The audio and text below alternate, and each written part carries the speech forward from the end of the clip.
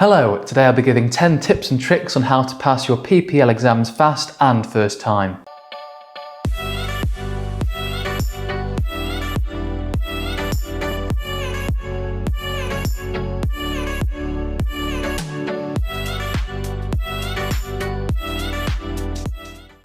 Hello and welcome to another Fly with Marco video. I hope you're well. As promised, I'm doing a video on PPL exams. I'll be giving away 10 tips and tricks how you can pass your PPL exams fast and first time.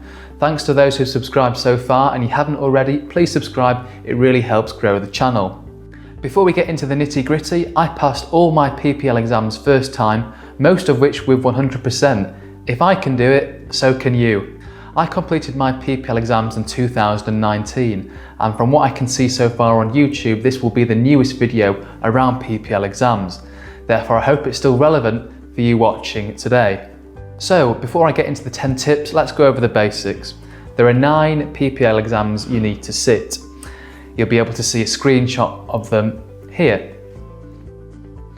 Now, they're all multiple choice, and the pass rate is 75%.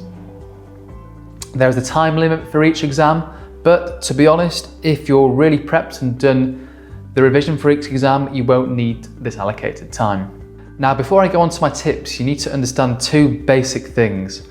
Firstly, you need to know your content, but most importantly, you need to understand what the question is asking you. The former will help save your life, and the latter will help you pass the exams. Tip number 1, read the question, and read the question 2 or 3 times. I'm terrible at this. When I see something, my brain just turns it into whatever it wants to see. But take 30 seconds, read the question, really understand what it's asking of you. Okay, so tip number 2 is to read the Pooley's books. I've got a couple of books here. You can buy these in a set. I really recommend them. There's some really good knowledge in here. As you can see, they're quite meaty, they're quite chunky. It will take you a couple of days to get through one of these and take in all that information and absorb all that knowledge, but they're really, really good. So put time aside, get into the books and enjoy it. Okay, so number 3, there's a really great app called PPL Tutor, which I 100% recommend. This is in no way sponsored, I don't get anything from this, but I really found this app useful in terms of doing practice exams, which is another point we'll come on to later on. With PPL Tutor, when I was using it last year, I believe they give you the first exam air law free, just so you can see if you like the app, and then you have to pay for the remaining 8 areas, but it's well worth it. I think it was around £20, I'm not sure if it's still around that now, but the best £20 you'll ever spend and to pass your theory exams. One thing you'll see with PPL Tutor is the exams they have on their practice exams are pretty much the exact same as the exams that will come up in your real exams. Of course, there'll be different figures and be different numbers, but from learning how PPL Tutor takes you through the exam, it will put you in better stead to sit the real exam. Okay, so tip number 4, what I alluded to in the previous tip, is do practice exams. Really, really important. Don't just read these books. You will not pass the exam by reading these books. You need to do the practice exams because, as I said before, knowing the content is one thing, but knowing what the question is asking of you is a complete different matter.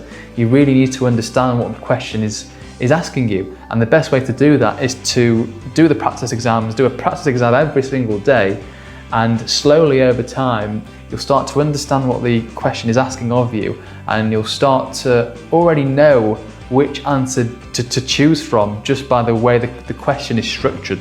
Now, in terms of practice exams, there's lots of different ways how you can go about this. Again, in these books, there is some questions and answers at the end of each section.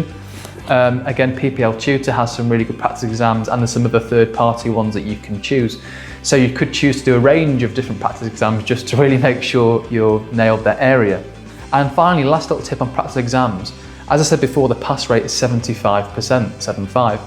Now, you probably want to make sure you're comfortable and in your practice exams that you're at least getting 75% before you're sitting the real exam. The last thing you want to do is go into an exam and it's a bit of Russian roulette and you're just hoping these questions don't come up and you're hoping these ones do.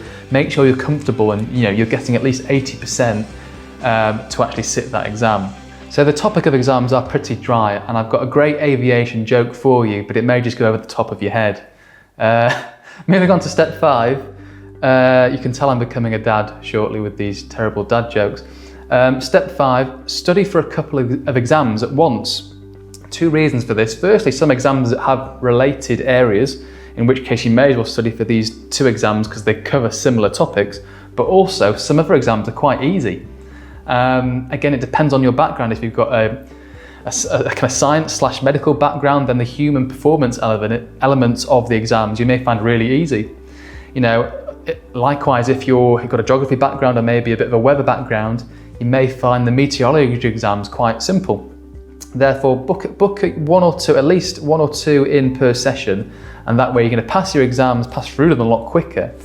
And on the easier ones, you can double down and just move on to the next step. Point number 6 is study little but often. I did about 10-15 minutes every single day, and because I did small bite-sized chunks every day, it didn't seem like a chore. In fact, I actually enjoyed it. I used to look forward to that 10-15 minutes where I'd do a practice exam or read a little topic that I was struggling on. Just break it down into small little chunks and you'll enjoy it, and it'll be so much easier. One thing, obviously, if you're going down this strategy, is give yourself ample time. You know, give yourself 2, 3, 4 weeks per content or per exam, just to make sure you've got ample time to cover everything in detail. And by doing this small piece of action every single day, you'll see a huge improvement in the long term. Okay, number 7, if in doubt, the answer is always C. I've been saying this since high school, university and onwards, and it's always paid off so far. Now, on a serious note, don't do that. But you do need to have a strategy before you go into the exam to answer these kind of stumbling blocks. So if you come across a question and you really have no idea what the answer is, it could be A, B, C or D, and you have no idea whatsoever, you need a strategy. That strategy could be, right, if in doubt, C. Or your strategy could be, have a look at what I've put down so far for all the other questions, and there could be, out of the 4 choices, A, B, C or D, there could be one of those areas where I've only put down that as an answer a couple of times, and it really is a clear anomaly. It really is a clear outlier compared to the other answers that I've selected, and you may apply the logic, well, because I haven't put D for as many questions as an answer, I may go with D. Okay, so point number 8 is to fly along your exams. Put the theory you're learning into practice. Now, not only are you thinking about it mentally when you're revising this topic, but physically when you're flying the aircraft, you've got an extra way of memorizing what you're learning, and you're far more likely to remember this in the long term by not only mentally revising it in the book, but physically carrying out the action in the aircraft. Great way to remember anything is by actually repeating it and doing it in different forms. Okay, number 9, prioritize certain exams over others. Now, there are certain exams you need to pass in order to conduct certain lessons. For example, flying schools won't allow you to do your first solo without passing your air law exam. Also, some flying schools, I believe, don't allow you to do your first solo navigation flight without passing your navigation exam.